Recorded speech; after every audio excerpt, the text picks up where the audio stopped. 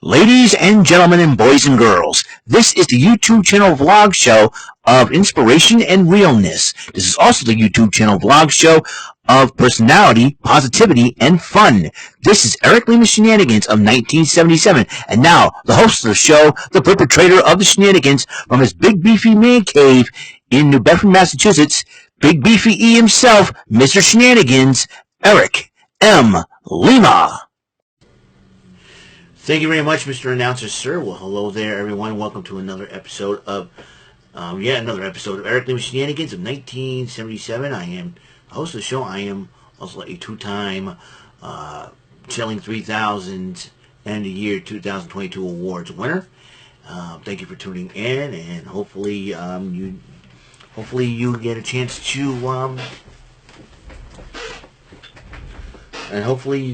tell all your friends about my channel. Please subscribe, and if you like the video, please like and ring the bell for notifications for more videos. So we're going to talk a little bit about NXT. The reason why I sound a little bit somber because something tragedy had happened, and I'll address it when I get to a chance to it. But let's talk about what happened because it was part of NXT. I'll explain. Axiom and Apollo Crews teamed up against Carmelo Hayes and Trick Williams. Heck of a matchup that was. And Apollo Crews and Axiom used a little bit of chicanery to outsmart Hayes and Williams. In fact, Crews and Axiom did win the matchup. So, as a result, they're smarts. Tony D'Angelo and Channing Stacks from Lorenzo were talking on the bridge where they threw Troy Two Dimes Donovan off, but, Tony D'Angelo had a couple of change, a couple of coins he tossed into the river. And then they were talking about, listen, I did everything for you. And he stood there at the bridge and goes, do what you got to do. But Tony D'Angelo goes, you're part of the family. You did everything for me. And gave him a jacket with a family crest tattoo on that jacket, the symbol. He said, I want you to wear it. You're part of the family. The two hug. Looks like they'll be an official team, and I'll tell you one thing right now: they're equals. No longer a lackey is Stacks, but equal to the Don. They're going to be a force to be reckoned with. Mackenzie Mitchell interviews Tiffany Stratton, and Tiffany Stratton's being a brat like she always is. And then all of a sudden, she was trying to go into her locker room last night.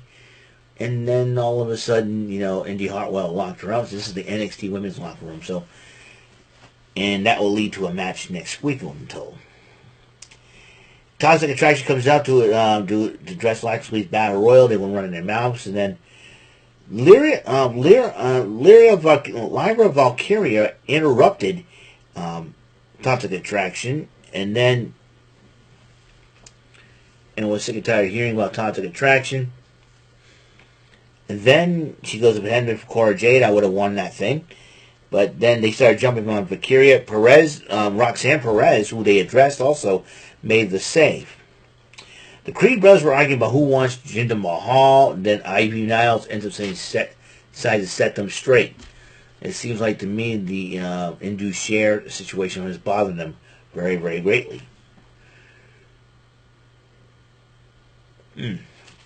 So there's that. And then Stevie Turner, another stream promo, talking about the Battle Royal reaction. And if she noticed something, too, that Fallon Henley was held back in the ring by Kiana James, and also Elektra Lopez helping out Valentina Feroz. So Stevie Turner wants to know what's up with that. But she is coming to make her debut soon on NXT. Can't wait for her to see what she can do. Speaking of women's action, Alba Fire went one-on-one with Sol Ruca, and during the match, Isla Dawn appeared at the balcony, but just as soon as Alba Fire saw her, Sol Ruca took advantage of the situation and nailed the Soul Snatcher.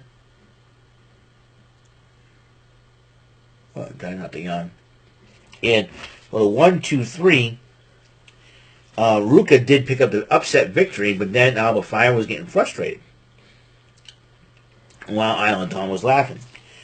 Dijak was addressing Wes Lee about taking the North American title. saying, justice will be served. That match will happen at Judgment Day. Meanwhile, Vic Joseph interviewed Grayson Waller about what happened last week on New Year's Evil. So Grayson Waller says that he will walk out with the NXT title, and he had a replica of the NXT Championship on his shoulder. So be well aware what Grayson Wallace came up. Steel cage. He doesn't care about what happens to the cage and everything else. He will walk out NXT World Champ at Vengeance Day in Charlotte, North Carolina. Meanwhile, Gallus and Briggs and Jensen were cutting the promo on the way to the ring. But then, before that match started, Alba Fire was threatening a referee, and officials and other referees tried to get her off the referee with the baseball bat. And Kaden Carter and Katana Chance, told her to cool out and chill out and focus and everything else. And then Alba Fire's like, I should focus on you two as champions, and I should challenge you guys to the tag team titles. And then Kaden Carter pointed out, hey, it's two of us and one of you. And she goes, I don't need anybody. I wouldn't be surprised if Alba Fire and Isla Dawn end up joining forces. And that could be a very dangerous team. If you think about it, you let Isla Dawn kind of affect you, she's got you inside your head. So there's that.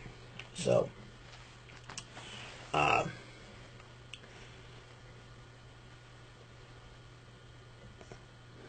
there's that.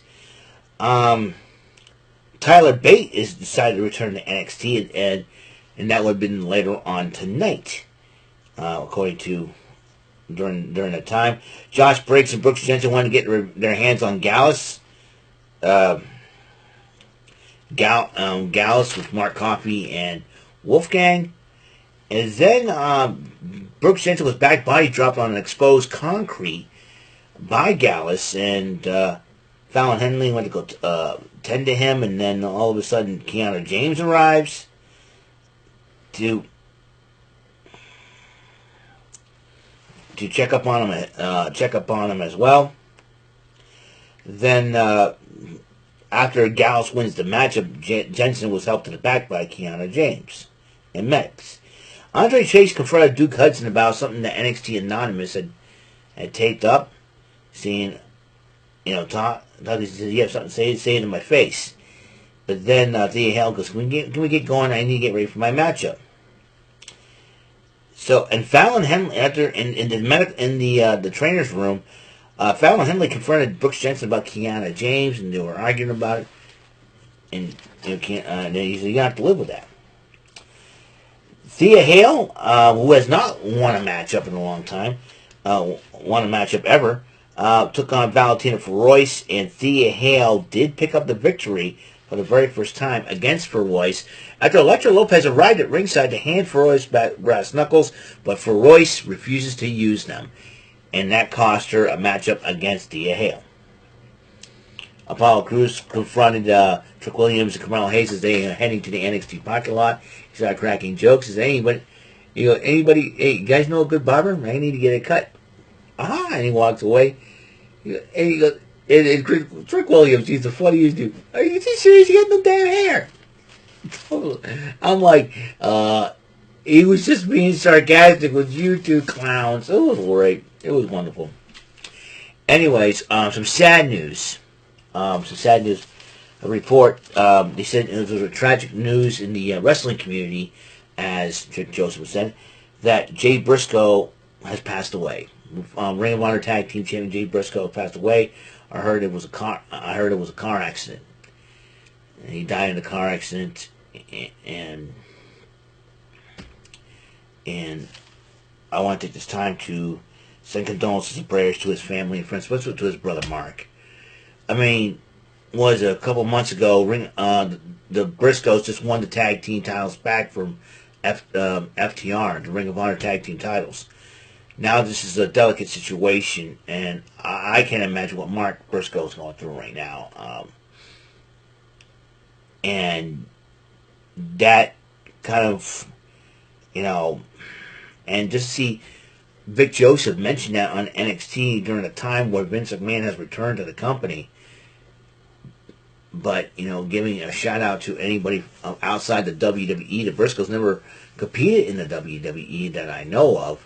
But, but Jay and Mark Briscoe have been dominant in Ring of Honor for 20 years and 12-time tag team champions. One of the best, if not the best tag team in Ring of Honor history.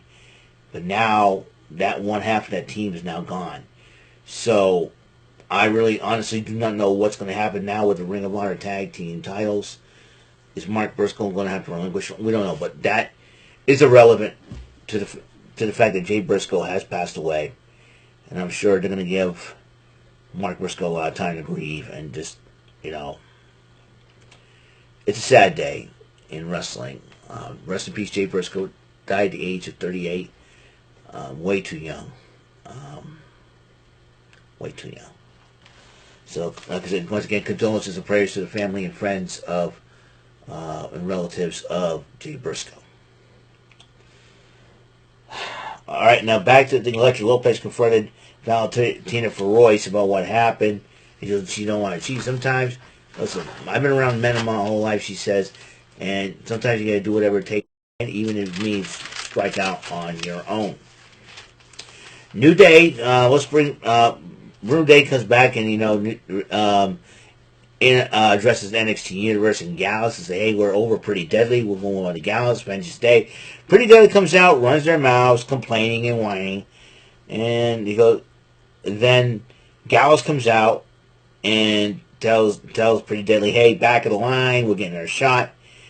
And then as New Day and Gallus were confronting each other, Pretty Deadly jumps one member of Gallus, possibly Mark Henry, the other one, JB Woods, and all three teams were brawling to the point where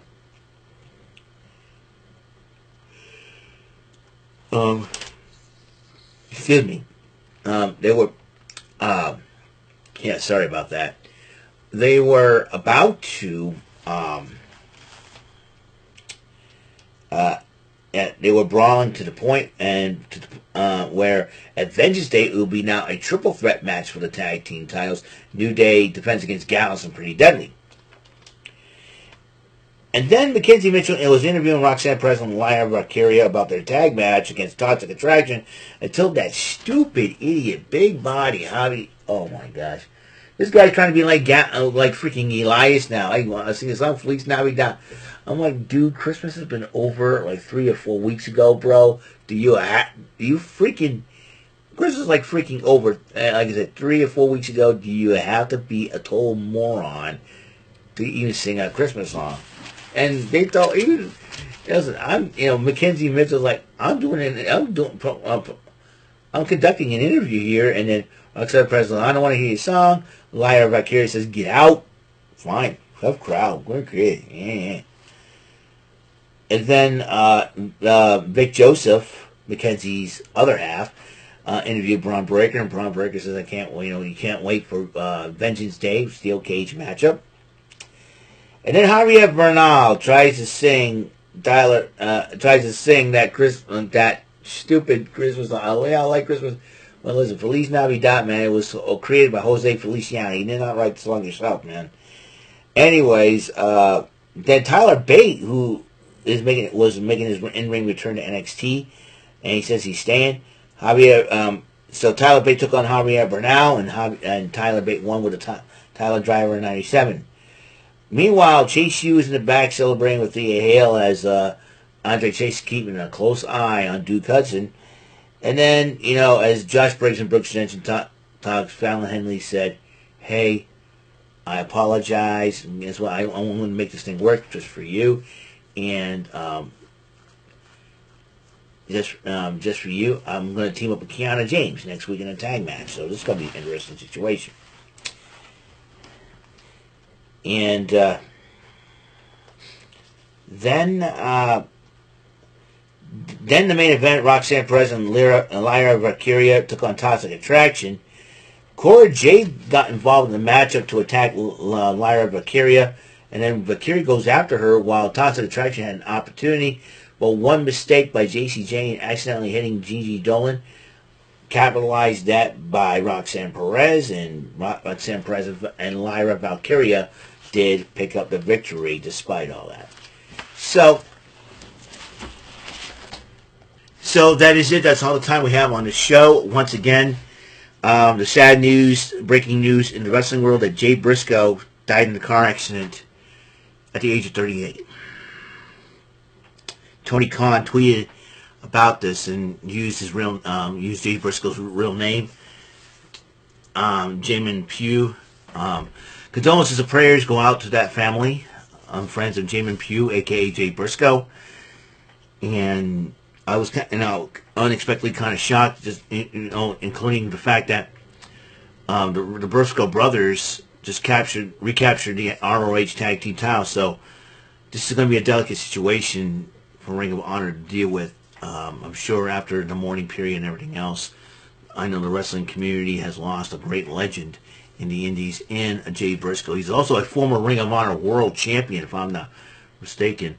I'm going to, I think, check Jay Briscoe, and I know he's going to be trending on freaking every social media there is, man. And and just and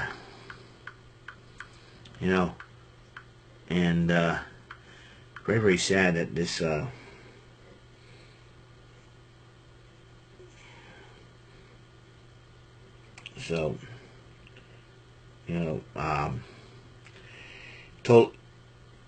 total shock about this, total serious shock, man. Seriously, I really just, no, let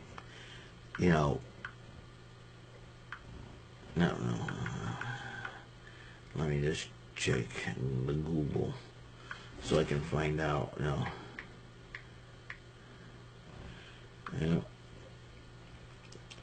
Yep. It's all over the news. Sussex County pro wrestler dies.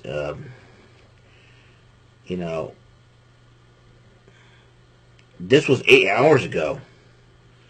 New hat. This was his final tweet 8 hours ago.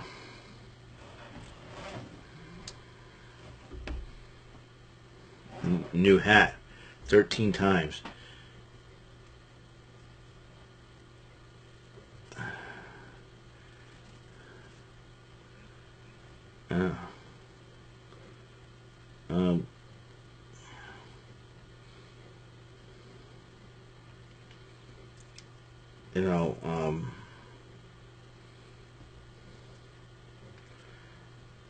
Just, that was the last tweet. I stand corrected. 13 time. 13 time. Also a 2-time world Ring of Honor World 6-Man Tag Team Champion as well.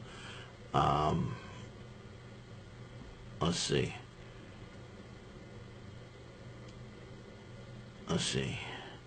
And he was a 1-time Impact World Tag Team Champion. And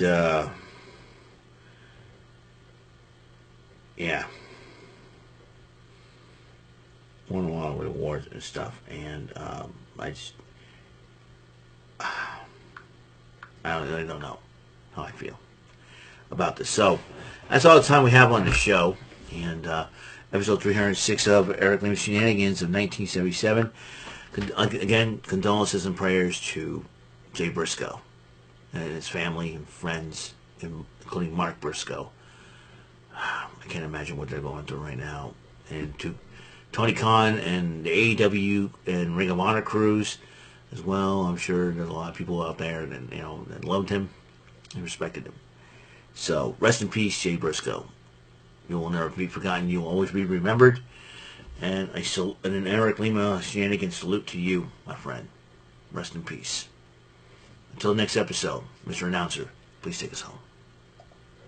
That is all for today's episode of the show.